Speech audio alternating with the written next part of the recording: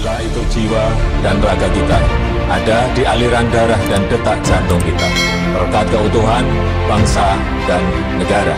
Saya Jokowi, saya Indonesia, saya Pancasila. Tolong jangan lupa subscribe channel Beres dan klik tanda loncengnya. Terima kasih. 1 tahun disikat, Jokowi tak sekarat, malah lawan kualat. Ditulis oleh Murasi Fudan dari Siwa.com. 1 tahun sudah pemerintahan Jokowi Ma'ruf berlalu. Tidak terasa juga ya?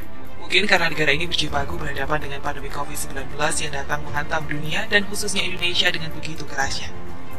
Kalau kita menoleh sebentar ke belakang, tantangan terbesar pemerintah Jokowi adalah pandemi COVID-19. Bukan hanya soal mematikannya virus atau dinamika penanganannya, melainkan juga terlebih serangan lawan Jokowi yang memanfaatkan kesempatan terbaik mereka untuk menghantam Jokowi. Serangan itu bukan hanya datang dari satu kelompok, melainkan dari beberapa kelompok yang punya kepentingan masing-masing. Katakanlah Anies yang mencoba tampil tegas dan mengklaim diri sebagai yang paling tanggap serta mendukung kebijakan lockdown serta menimbulkan kepanikan minimal di Jakarta. AHY pun tidak menyia-nyiakan kesempatan untuk menarik simpati dengan cara mengeksploitasi anaknya sendiri dan menyerang Jokowi yang tak kunjung memutuskan lockdown. Belum lagi harus berhadapan dengan kelompok radikal yang tampil sebagai penyelamat dan seolah Tuhannya lah yang paling mampu mengatasi pandemi, mulai dari corona hukuman Allah lah sampai Jokowi yang tidak becus. Kita tidak bisa membayangkan apa yang akan terjadi terhadap Indonesia andaikan Jokowi memilih lockdown ketika itu. Mungkin saja ekonomi negara ini sudah terjun bebas sama seperti negara lain yang merasa lockdown hanyalah satu-satunya solusi. Mungkin juga sesama rakyat sudah saling hantam demi bertahan hidup karena terhentinya aktivitas ekonomi secara total. Mulai dari karakter virus yang belum jelas, penanganannya yang tidak bisa sekali jalan, dan bahaya yang dihadapi terlalu berisiko, memaksa pemerintah Jokowi harus menguras otak untuk mencari kebijakan yang paling tepat tanpa mengorbankan salah satunya, antara kesehatan atau ekonomi. Jokowi dengan tegas memilih untuk mengambil keputusan yang mengutamakan keseimbangan. Dia tidak mau mengorbankan kesehatan demi ekonomi, tetapi dia juga tidak mau hanya memikirkan soal kesehatan dan membiarkan ekonomi hancur. Karena memang memilih mengutamakan salah satunya akan mengorbankan hal lain yang sama bahayanya. Itulah sebenarnya kehebatan pemerintahan Jokowi. Intinya kalau bisa menyelamatkan rakyat dari hantaman COVID-19 dan ekonomi sekaligus, kenapa harus mengorbankan salah satunya? Bahwa kemudian ada kekurangan di mana-mana. Jangankan Jokowi, Cina saja pada awalnya kewalahan luar biasa, dan bahkan sampai sekarang tidak bisa benar-benar membersihkan negaranya dari COVID-19. Negara maju sekalipun, karena gegabah mengambil keputusan, tetap saja terpukul parah.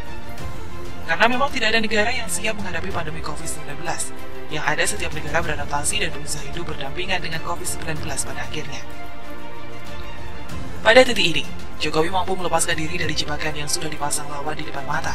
Anies, AHY, dan oposisi lainnya sekarang justru tampak sebagai orang yang kurang cerdas setelah mengetahui jebakan mereka justru mempermalukan diri mereka sendiri. Tetapi lawan Jokowi tidak menyerah, mereka masih berusaha menghantam Jokowi. Isu PKI sudah tentu menjadi salah satu alat untuk menyerang dan sekaligus barisan sakit hati seolah sengaja memperparah penyebaran COVID-19 dengan aksi-aksi jalanannya. Pada saat yang sama, Jokowi bukan makin mundur, malah dia mengebut penyelesaian Omnibus Law, UU yang sudah dijanjikan pada saat pidato pelantikan tahun lalu. Sebelum penuh 1 tahun pemerintahan Jokowi, Omnibus Law sudah disahkan. Dengan segala upaya taktik politik merangkul partai lawan demi meloloskan Omnibus Law ternyata berhasil. Bukan tanpa halangan pengesahan Omnibus Law, jauh sebelum Omnibus Law dibahas di paripurna, sudah muncul penolakan.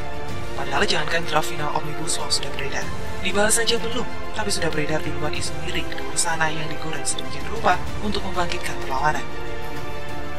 Kalau buruh saja yang punya kepentingan dan melakukan penolakan, mungkin akan lebih mudah dihadapi sebab memang mereka tidak dirugikan sama sekali. Sekali jelaskan dengan gamblang, mereka juga akan paham. Sayangnya banyak kepentingan yang menunggangi kepentingan buruh tersebut. Ada kami yang ngebut berkuasa. Ada AHY dan Demokrat yang mau tampil sebagai pahlawan demi memenangkan Jakada, dan ada pula Bani Togel yang memanaskan suasana. Hebatnya Jokowi, dia mampu menghimpun mayoritas suara di DPR untuk memuluskan Omnibus Law. Komunikasi politik Jokowi dengan partai politik berjalan begitu mulusnya sehingga tidak ada hambatan berarti, kecuali dengan PKS dan Demokrat yang memang sudah tidak bisa diajak kompromi. Komunikasi politik dengan partai politik lain juga menjadi cara Jokowi menjaga stabilitas politik tetap terjaga. Sekarang, tinggal lawan politiklah yang sekarang termakan serangan mereka sendiri. Ketika keputusan PSBB lebih dipilih daripada lockdown, kehancuran seperti yang diharapkan lawan pun tak terjadi. Malah mereka tampak kurang cerdas.